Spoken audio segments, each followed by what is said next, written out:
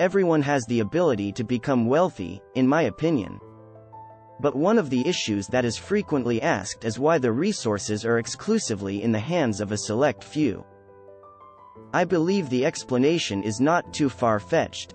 The wealthy have mastered strong abilities and time-tested concepts that they put into daily practice, which has enabled them to maintain their fortune. They have acquired certain abilities and concepts that set them apart from regular people. It is what allows them to maintain their wealth.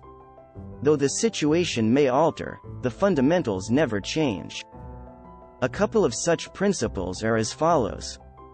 First principle: rich individuals perceive abundance, while poor ones perceive scarcity. The thinking of the wealthy is very different when it comes to how they create money. According to a verse in the Bible, what a man thinks in his heart, so is he. The act of thinking is the one skill that the wealthy have mastered. They are aware that their acts will produce successful outcomes, and their thoughts will produce positive behaviors. They are aware of the phrase, first within, then without, which is the first law of success.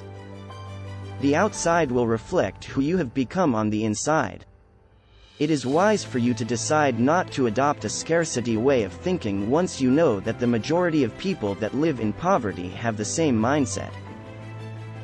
Second principle: wealthy people perceive opportunities where others see problems.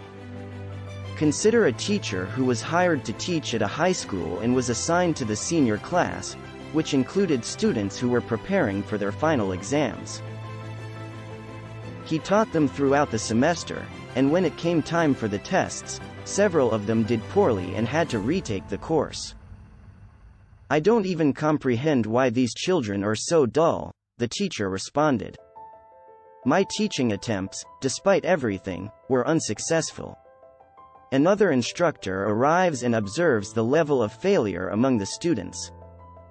He quickly sees an opportunity and makes a good contribution to these students' lives. This was accomplished in one of two ways: either by constructing a practical manual for helping students successfully pass their test, or by setting up extra lessons for them in which they must pay to receive exam coaching. The distinction between the two teachers is that one identified a problem while the other identified a solution. Third principle: wealthy people let their investments' interest to compound. The fact is that certain things simply require time, regardless of talent or effort. Building money is one of them. According to Warren Buffett, there is always a lag time between when you make investments and when they start to produce dividends. The wealthy are aware of the principle of delayed gratification.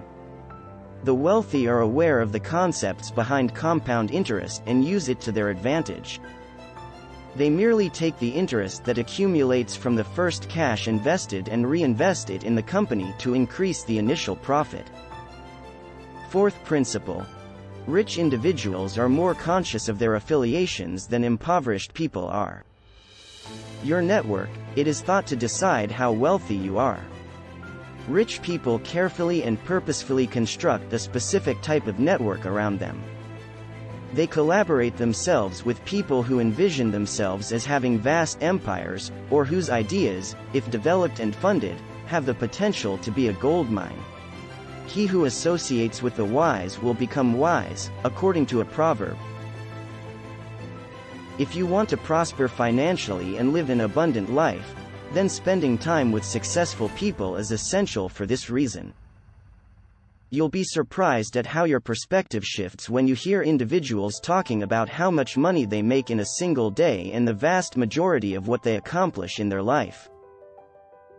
A story of Jackie Kennedy, the former wife of John F. Kennedy, where she detailed that, "If I'm broke, I know what I'll do to get back on my feet. I will visit the priciest restaurant in New York, order myself a drink of water, and listen in on the wealthy people talk." Highly successful people take care to exclude any narrow-minded individuals from their circle of friends. This alone can demonstrate the significance of your association. Principle 5. While the poor work for money, the rich make their money work for them. There are a ton of people that labor for pay. This is because they were raised with the idea that in order to succeed in life, one must put up a lot of effort to receive high grades in order to go to the best schools to get a career that pays well, and save money for retirement. As long as you are satisfied with this life, nothing is wrong with any of this. The issue with this strategy, according to Robert Kiyosaki, author of Rich Dad Poor Dad, is that you can only create money while working. He claimed that the only thing of value you can exchange is your time, but when we do so, our earning potential is constrained because you can only earn money while working. Therefore, in order to earn more money, you must put in more physically demanding overtime while concurrently losing our very valuable time.